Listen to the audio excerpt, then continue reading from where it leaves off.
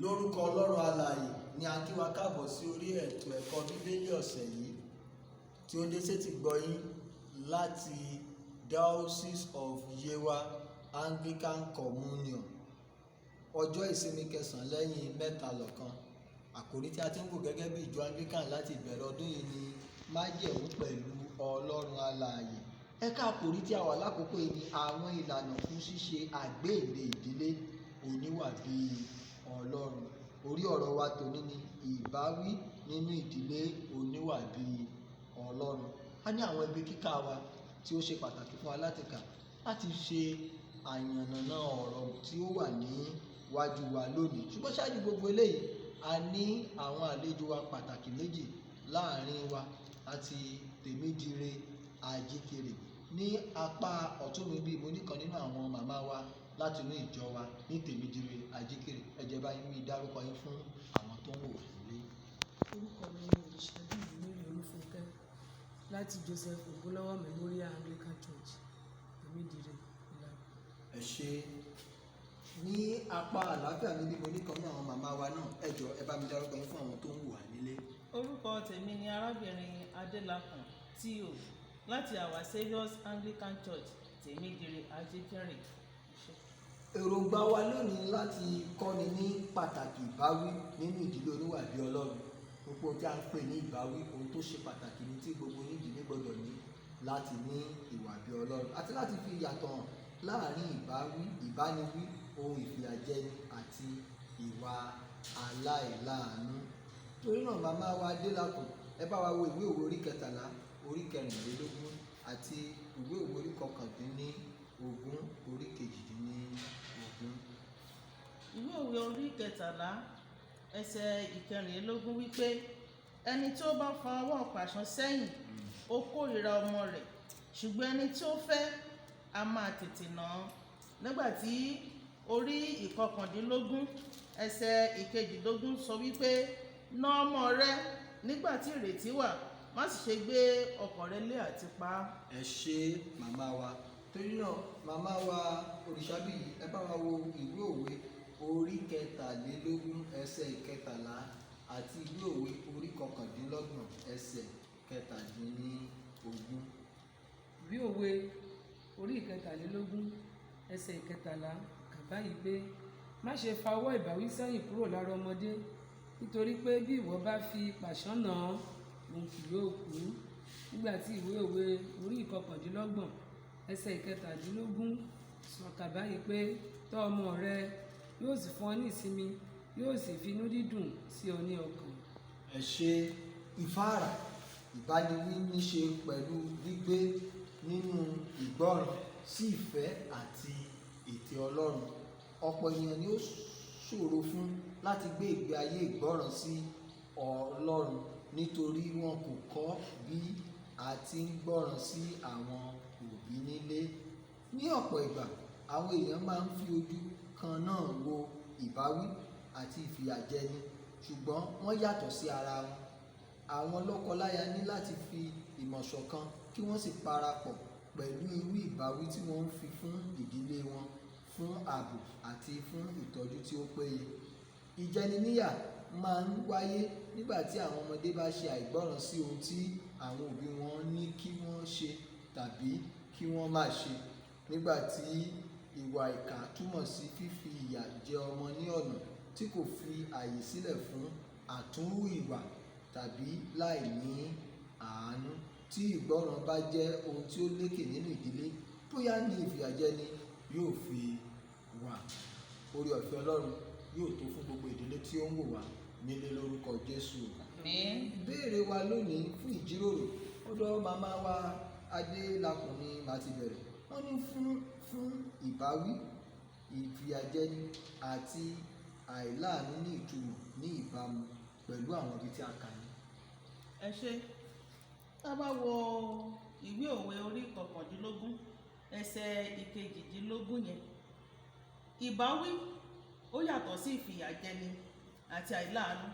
Ìbáwí ni láti tọ́ ọmọ sọ́nà, pàápàá nínú ọ̀rọ̀ Ọlọ́run, láti fi àṣìṣe ẹ̀ hàn àti láti bá a wí, láti tọ́ sọ́nà pé ohun tó ṣe yìí kò lẹ́tọ̀ọ́ láti ṣe bẹ́ẹ̀, téèyàn bá ṣe bẹ́ẹ̀ òun báyìí ló lè padà dà. Ìfìyàjẹni ni wípé ká má wádìí, ká má fi àṣìṣe ọmọ yẹn hàn, ká sì jẹ níyà lọ́nà tí kò tọ́ nípa gbígbé ọkàn wa lé láti pa. Ibi tó wá kàdé ìwà ìláàánú, báwo ni ìwà ìláàánú ṣe wá wọ ìbáwí? Ìwà ìláàánú ni nígbà tí òbí bá ti yọ ìfẹ́ kúrò nínú ìbáwí. Bíbélì sọ wípé ẹni tí bàbá bá fẹ́ràn ni bàbá ń báwí. Tá a bá ti yọ ìfẹ́ kúrò ní bíbá ọmọ wí, a gbé ọkàn lé láti fi àìláàánú nígbà tí ò sí àánú ọmọ ẹ lójú wa láti fi ìyà jẹ. Ẹ ṣe gbogbo ẹ̀yin tẹ́ ń gbọ́ wa, ó lè jẹ́ ọmọ bíbí inú ara rẹ o, ó lè jẹ́ ọmọ tí ò gbà tán, ó lè jẹ́ ọmọ tí a fi sí abẹ́ ìṣọ́ àti ìkẹ́ rẹ. Nítorí náà nígbàkigbà tí ìbániwí bá ti mú ọkàn ìfẹ́ kúrò tó dẹ̀ ní ìwà àti pa tàbí parun nínú, irú ẹni bẹ́ẹ̀ ó ti kúrò ní ìbáwí, ó ti di ìwà ìláàánú àti ìwà ìkà. Ọlọ́run yóò ràn wá lọ́wọ́ o. Àmín. Màmá Orisabiyi, wọ́n ní kí ni àǹfààní ọmọ tí ó ní ìbáwí? Àwọn àǹfààní ọmọ tí ó ní ìbáwí ó pọ̀ lọ jàǹtìrẹrẹ bí ìwé mímọ́ ṣe fi lélẹ̀ tí àwa náà dẹ̀ tún mọ̀ dáradára. Nínú ìwé òwe yẹn orí 10 ẹsẹ̀ 1, ó ní ọlọ́gbọ́n ọmọ ní ṣe inú dídùn bàbá rẹ̀. Ẹni pé ọmọ tí ó bá gbọ́ ìbáwí yóò jẹ́ ìdùnnú fún bàbá, kì í ṣe bàbá ẹ̀ nìkan, ìlú àti orílẹ̀-èdè àti ìjọ Ọlọ́run lápapọ̀. Bákan náà nínú ìwé òwe yẹn náà orí 29 ẹsẹ̀ 17, ó náà sọ pé tọ́ ọmọ rẹ yóò sì fún ọ ní ìsinmi, yóò sì fi inú dídùn sí ọ ní ọkàn. Pé ọmọ tí a bá gbáwí, tí a tọ́, tí ó sì gbọ́, yóò fún wa ní ìsinmi, yóò tún fún wa ní inú dídùn. Yàtọ̀ sí àwọn wọ̀nyí, ọkàn wa balẹ̀, ó wà lákàtà wa ní o, kò sí lákàtà wa ní o, a ò lè gbé ọkàn lé wípé ọmọ yìí lábẹ́ àkóso bó ṣe wù kó rí, kò ní dójú tì mí, kò ní wà níbi tí àwọn ènìyàn ti ń hu ìwà ipá tàbí ìwà ibi, a ó sì láyọ̀. Àti pé ní ìjọba ọ̀run pẹ̀lú, a ó gba káàbọ̀ ọmọ ọ̀dọ̀ rere. Àwọn ọmọ yẹn wọn ò ní jẹ́ ká jẹ̀bi. Lórúkọ Kristi mo gbàdúrà, a ò ní jẹ̀bi ní ọjọ́ ìkẹyìn lórí wọn. Àmín. Ẹ ṣé gan màmá. Ọmọ tí ó ní ìbáwí nìyẹn o, ìyẹn ni ó mú inú òbí dùn. Màmá, bàbá, ìwọ tó ń gbọ́ mi lónìí, níbo lọmọ rẹ wà? Ṣé ọmọlúwàbí ni ọmọ rẹ? Ṣé ọmọ tó ní ìbáwí ni àbí ọmọ tó kàn ń ṣe èyí tó wù? Ọlọ́run á béèrè.